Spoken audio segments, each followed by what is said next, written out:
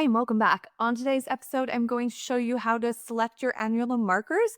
We have a great contrast CT here, so the 3mensio program works really well and it has this automatic function with good contrast CT. So we'll just click this one here and it will take us through to the next stage. This is now the most important part of any workflow is making sure that we assign the annular plane in the correct position because all of our measurements for our report are going to depend on where we place these markers. So it's really important to spend the time making sure you have these markers in the correct place because a lot of people don't, and then it will change the size of the valve that you're potentially going to put in. Can also obviously change the coronary heights, the diameters, and things like that.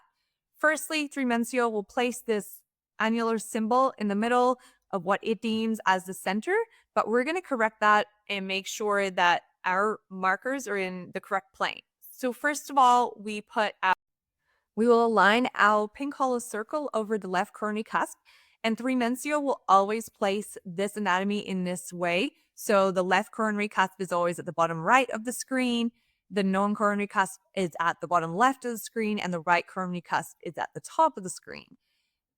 Keeping in mind if a patient does have any congenital issues or any kind of other anatomy deviated access, this will be a little bit different. However, once we've placed our pink hollow circle over the left coronary cusp, as we have here, we always try to place it in the middle as this is the easiest way to start out. Then we're looking in the top left view and we can see the leaflet there. There's a little bit of calcium. That's perfect. We know that we're looking at the right thing. Then we're going to place our marker underneath that leaflet. Then we're not going to place it on top of the leaflet, on the leaflet, outside the anatomy, or anywhere else. We're always going to make sure that we need to put it underneath the leaflet, as this is where we're going to deploy a valve.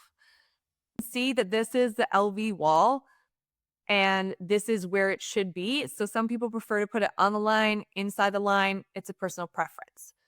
Once you've done that, you can actually swing your pink hollow circle around and take it to the next cusp. This is our non-coronary cusp, and we can see the leaflet there, and we're just going to place our marker underneath that leaflet. Again, don't be too stressed. It's not the LVOT. It goes down quite far. The next one we're going to do is swing it around again and place it on our right coronary cusp. And as we can see, it's a little bit hard to see here, so we can move it back, but we can see that there is a gap there, so we can place the marker there, and that's okay. Then we can fix it up later on, and I'll show you how to do that next. So I'll just place it here, and then I'll show you where we can fix it. So I've placed it. Our annular marker has sucked down because we've placed the third marker. Again, this will be different for a bicuspid. We'll go through that later, but we just need to confirm that this is in the correct spot. So I always suggest everybody go back around and check that you've got it in the right place. Alternatively, you can scroll up and down and just keep your eye on one of the markers and see where that leaflet disappears. So looking at that non-coronary cusp, we can see the yellow is there, and where it disappears, then we can see if we go up and down that the green is actually not in the middle of where the leaflet attaches. So I'm going to swing it around, and you can either delete the marker like this, or you can drag it across as well, but I've just deleted it and put it on here for you.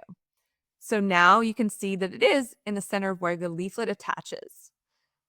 Then once you do that and you've reconfirmed, then you can go through and check your centerline.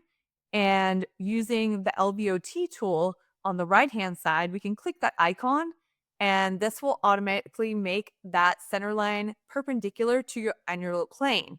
That's really important moving forward to other stages as well, but you can just scroll up and down and check the centerline is complete. It usually does a really good job with 3mensio.